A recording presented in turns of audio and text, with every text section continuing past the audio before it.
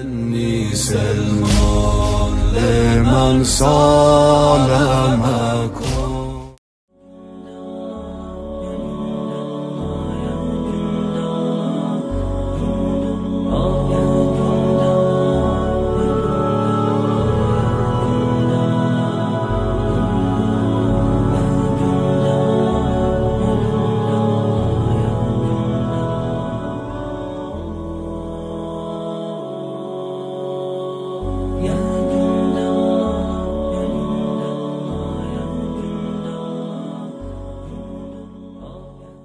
Now the Quran says in verse 929, which is another verse that is famously quoted by the anti-Islam movement, it says, "Fight those who do not believe in Allah, nor in the last day, nor do they prohibit what Allah and His Messenger have made sacred, nor follow the religion of truth from those who have been given the book, until they pay the tax and acknowledgement of superiority, and they are in a state of subjection." So we should make a point here. In Islam, there are two categories of things that are forbidden. Some things are forbidden like pork, and other things are what we call sacred, like human life. So if I am starving, I can eat pork to save my life. But if I'm starving and someone won't give me his food, I cannot kill that person to take his food. This is the difference between what is forbidden and what is sacred. And this verse is talking about those things that are sacred. The terminology, حَرَّمَ اللَّهُ وَمَا يُحَرِّمُونَ حَرَّمَ اللَّهُ, this terminology, حَرَّمَ اللَّهُ, is only used in the Quran to refer to things that God has made sacred. By attaching the holy name of Allah to the prohibition, God emphasizes its sanctity. Verse 937 also mentions this terminology, حَرَّمَ اللَّهُ, to refer to the sanctity of the sacred months in which killing and fighting are forbidden. And there are three other places where this terminology, حَرَّمَ اللَّهُ, is used.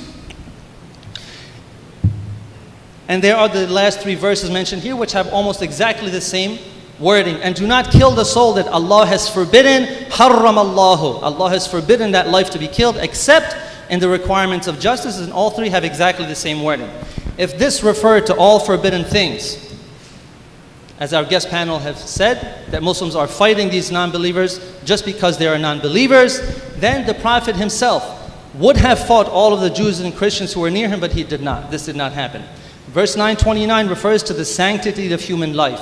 It calls for retaliation against those who commonly take human life like terrorists, those who do not respect the sanctity of life. And the verse is not referring to all Jews and Christians. It's not referring to all Jewish and Christian communities, but because it clarifies it by the word min, which means from. So you'll see whenever the Quran mentions disbelievers and people of the book, meaning Jews and Christians, in the same sentence, إِنَّ الَّذِينَ كَفَرُوا مِنْ أَهْلِ الْكِتَابِ. Verily the disbelievers from the people of the book, not all of the people of the book. So only those communities who violate the sanctity of human life, they are the ones to be fought. And after their defeat, they are not released to go out and continue what they're doing without consequence, but they fall under the guardianship of the Muslims. Under the guardianship of the Muslims, their rights and their duties will be exactly the same as the Muslims, except that they pay a tax called the jizya, but they do not pay the zakat and the khums that the Muslims pay, and they are not required to perform military service.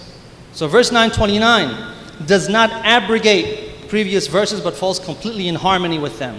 The violent verses in the Quran do not abrogate the peaceful verses, because violent verses do not exist in the Quran.